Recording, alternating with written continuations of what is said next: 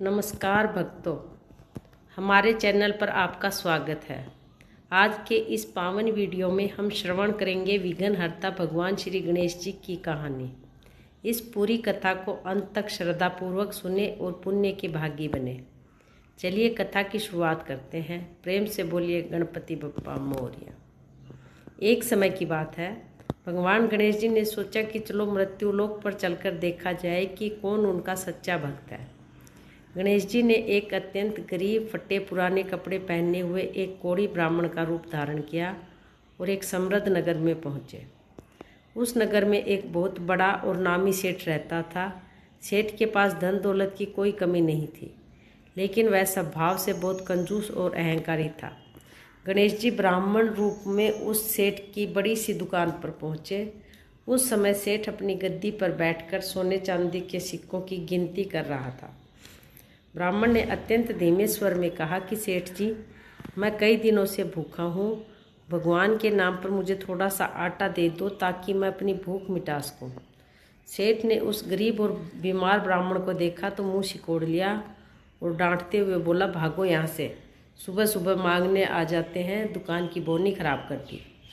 ब्राह्मण ने बड़े शांत भाव से कहा कि सेठ जी, ज़्यादा नहीं तो अपनी दुकान के कोने में पड़े उस खराब और कीड़े लगे हुए आटे में से मुझे 2.5 सेर लगभग 2.5 किलो आटा दे दो, आपका बहुत भला होगा। सेठ ने सोचा कि यह आटा तो वैसे ही खराब है और फेंकना है, क्यों ना इसे देखकर इस कोढ़ी ब्राह्मण से पीछा छुड़ाया जाए। सेठ ने नौकर से कहकर वह खराब भुना हुआ 2.5 सेर आटा उस ब्राह्मण के झोले में डलवा दिया।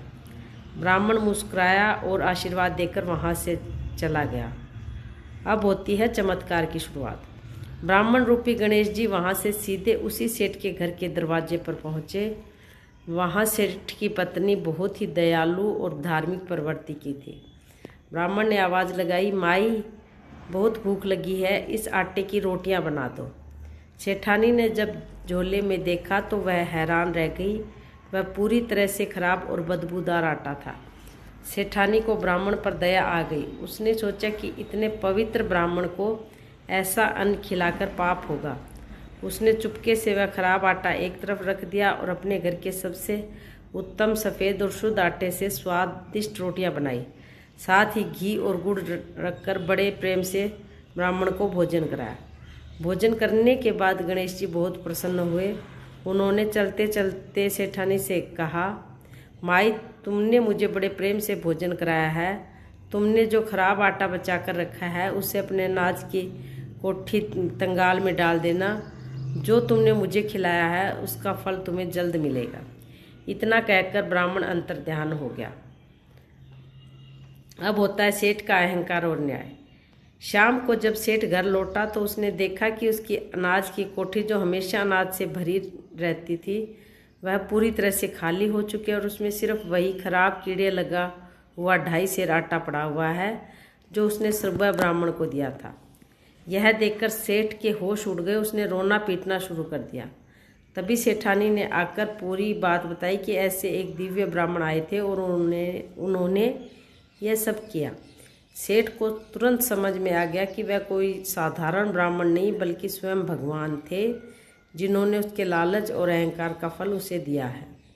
सेठ भागता हुआ मंदिर गया और रोते हुए गणेश जी के चरणों में गिर गया। उसने अपनी भूल की क्षमा मांगी और संकल्प लिया कि वह कभी किसी याचक को खाली हाथ नहीं लौटाएगा और अपनी तिजोरी का एक हिस्सा गरीबों की सेवा में लगाएगा। सेठ के सच्चे पश्चाताप को देखकर गणेश जी ने उसका धन धान्य वापस लौटा दिया। अब इस कथा की सीख और संदेश क्या है? हे गणेश जी महाराज, जैसा आपने सेठ का अहंकार तोड़ा और दयालु सेठानी पर कृपा की, वैसे इस कथा को सुनने और सुनाने वाले सभी भक्तों के दिलों से अहंकार दूर करना और उनके घर को सुख समृद्धि से भरना। अगर आपको हमारी यह कथा पसंद आई हो तो इस वीडियो को लाइक और शेयर ज़रूर करें और कमेंट बॉक्स में जाकर गणपति बप्पा मोरया या श्री गणेशाय नमः लिखकर गणपति बप्पा के पास अपनी हाजिरी लगवाएं। गणपति बप्पा मोरया। ओम गणेशाय नमः।